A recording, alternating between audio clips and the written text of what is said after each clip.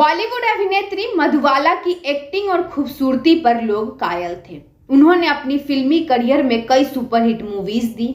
Fans आज भी उनकी एक्टिंग और खूबसूरती के दीवाने हैं। लेकिन 23 फरवरी साल 1969 में एक्ट्रेस ने महज 36 साल की उम्र में लंबी बीमारी के बाद इस दुनिया को अलविदा कह दिया था। मधुबाला जीना चाहती थी और फिल्मों में यूं ही काम करना चाहती थी, लेकिन उनके दिल में छेद था, जिसकी वजह से डॉक्टर ने उन्हें करीब 3 महीने का बेड रेस्ट दिया था।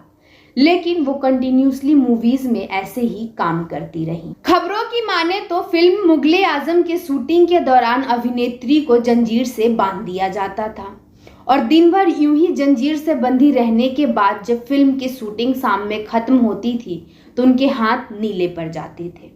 उस दौर में इस बीमारी का कोई खास भी इलाज नहीं था, जिसकी वजह से एक्ट्रेस की हालत दिन प्रतिदिन खराब होती गई। डॉक्टर्स को उनके घर आकर उनके शरीर से ब्लड निकालने पड़ते थे।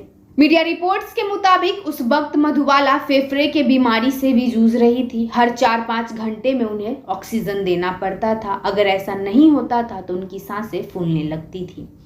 करीब 9 साल तक एक्ट्रेस ऐसे ही बेड पर पड़ी रही। उनके शरीर में सिर्फ हड्डियां ही बच गई थी। खुद को देखकर मधुबाला अक्सर रोती रहती थी। उस वक्त एक्ट्रेस 1-2 नहीं बल्कि कई गंभीर बीमारियों से जूझ रही थी, जिसकी वजह से न सिर्फ मधुबाला का करियर खत्म हुआ बल्कि भारतीय सिनेमा ने एक बेहतरीन अभिनेत्री खो दिया। मधुबाला की ख्वाहिश ऐसे ही अधूरी रह गई और उनकी लाइफ इतनी बुरी तरीके से खत्म हुआ था।